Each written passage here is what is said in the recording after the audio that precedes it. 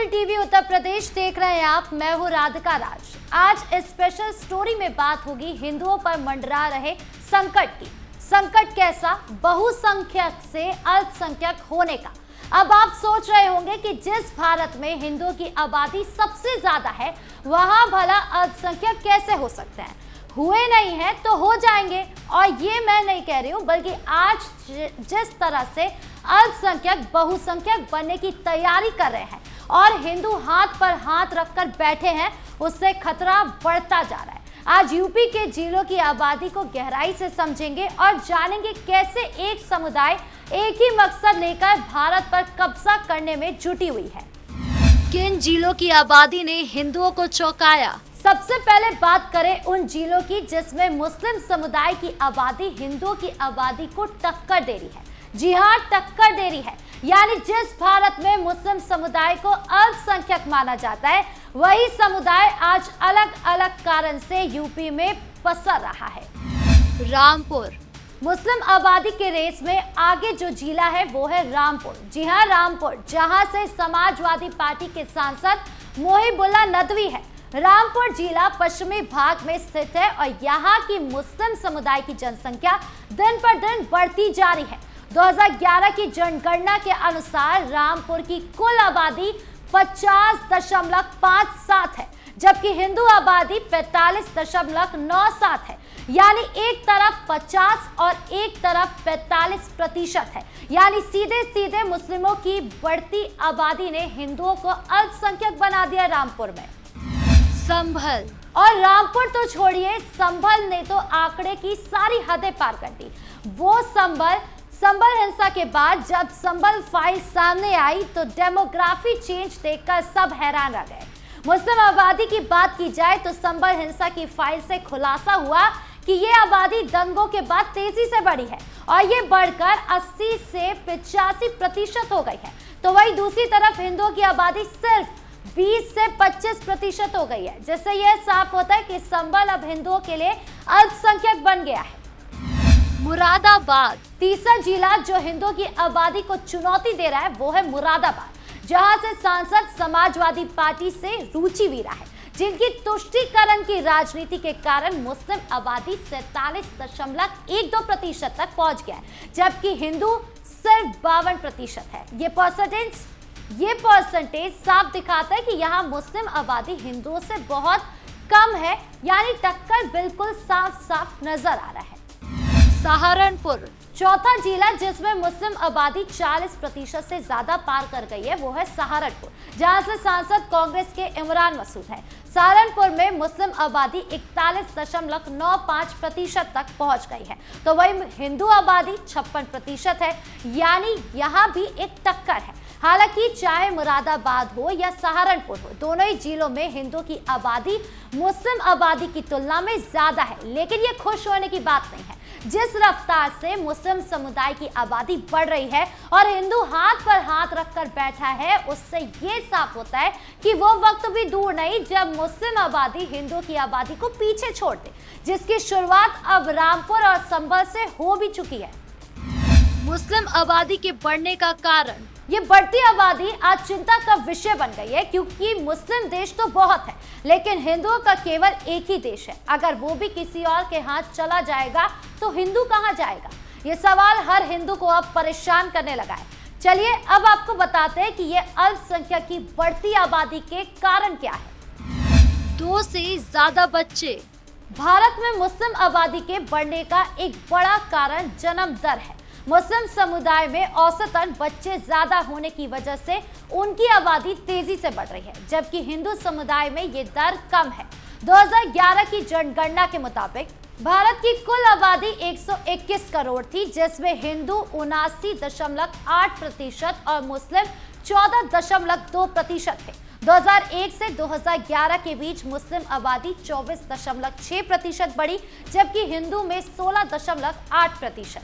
प्यू research centre की 2021 report में कहा गया है कि मुस्लिम महिलाओं की फर्टिलिटी रेट हिंदू महिलाओं से ज्यादा है। इसका मतलब कि मुस्लिम समुदाय में 2 से ज्यादा बच्चे होना आम है, जो आबादी बढ़ाने में योगदान देता है। धर्मांतरण दूसरा बड़ा कारण धर्मांतरण है। यह भारत की आबादी असंतुलन का एक बड़ा कारण माना जाता है। छांगुर बाबा जैसे जिहादी तो आपको याद ही होंगे, जिसने बाबा बनकर 1500 लड़कियों का धर्मांतरण कराया। और ये तो सिर्फ बाबा की बात है, ऐसे कई मौलाना, कई संस्थान, कई इलाके हैं जो सिर्फ हिंदुओं को टारगेट करने के लिए धर्मांतरण का जाल बुनते हैं और अपने धर्म का कम ज्ञान या लालच में आकर जो हिंदू जागरूक नहीं होते वो इस जाल में फंस जाते हैं। लव जिहाद धर्मांतरण जैसा ही एक और पहलू है हिंदुओं की घटती आबादी का।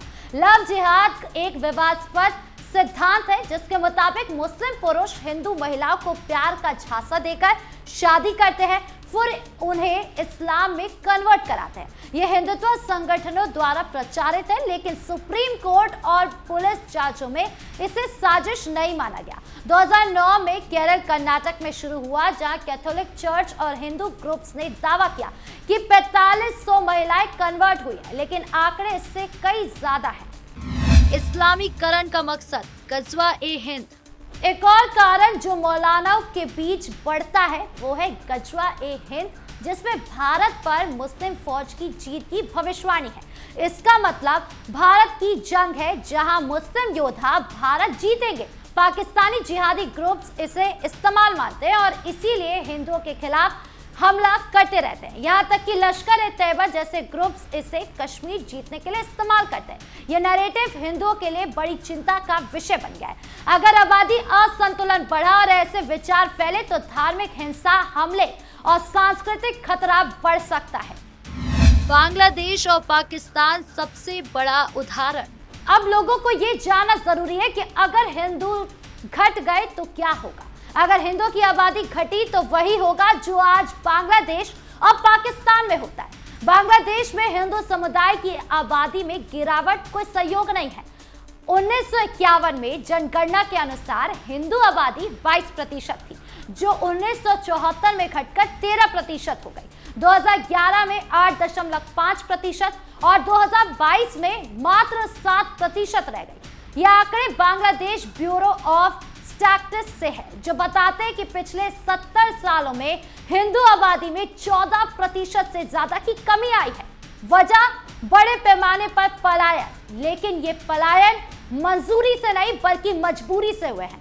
1964 से 2013 तक करीब 1.13 करोड़ हिंदू बांग्लादेश छोड़कर चले गए, यानी औसतन हर साल 2.3 लाख लोग।